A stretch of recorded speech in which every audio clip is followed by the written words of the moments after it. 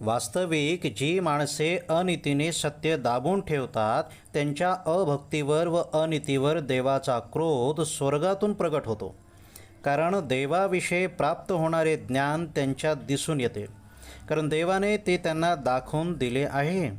कारण सृष्टीच्या निर्मितीपासून त्याच्या अदृश्य गोष्टी म्हणजे त्याचे सनातन सामर्थ्य व देवपण ही निर्मिलेल्या पदार्थांवरून ज्ञात होऊन स्पष्ट दिसत आहेत, अशासाठी की त्यांना कसलीही सबब राहू नये.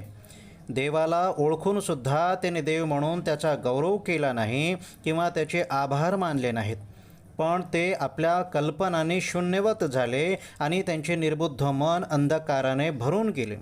स्वतःला शहाणे म्हणता म्हणता ते मूर्ख बनले आणि अविनाशी देवाच्या गौरवाची नाशवंत मनुष्य, पक्षी, चतुष्पाद पशु व सरपटणारे प्राणी यांच्या प्रतिमांच्या रूपांशी त्यांनी अदलाबदल केली.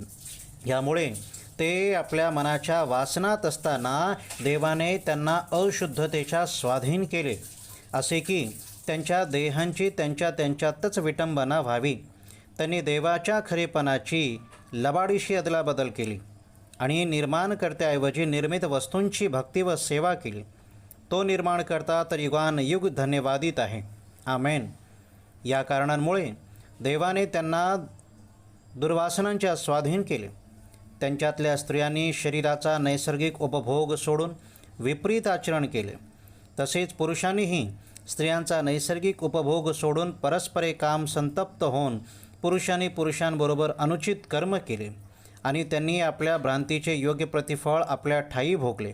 आणखी ज्या अर्थी देवाची जाणीव ठेवण्यास ते मान्य झाले नाहीत, त्या अर्थी देवाने त्यांना अनुचित कर्मे करण्यास विपरीत मनाच्या स्वाधीन केले. सर्व प्रकारची अनिती, जारकर्म, दुष्टपणा, लोभ, वाईटपणा ह्यांनी ते भरलेले असून हेवा, खून, कलह, कपट, कुबुद्धी यांनी पुरेपूर भरलेले होते. ते चहाडखोर, निंदक, देवाचा तिटकारा असलेले, उद्धट, गर्विष्ठ, बडाईखोर, कुकर्म, कल्पक, मातापित्रांची अवज्ञा करणारे, निर्बुद्ध, वचनभंग करणारे, ममताहीन, निर्दय असे होते. जे ह्या रीतीने वागतात ते मरणास पात्र आहेत. हा देवाचा निर्णय त्यांना ठाऊक असूनही ते स्वतः त्याच गोष्टी करत असतात. इतकेच केवळ नव्हे तर त्या करणाऱ्यांना संमतीही देतात.